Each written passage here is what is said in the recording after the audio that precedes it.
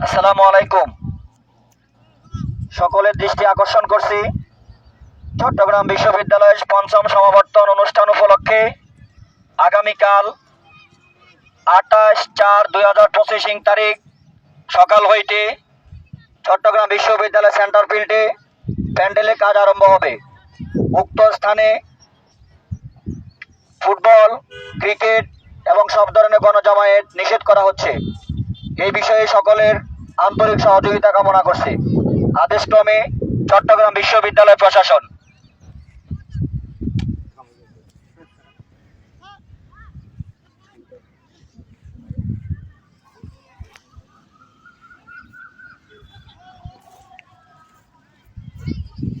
যে ইয়ার বাইরে যে ইয়া করতেছে ওগুলা নেই।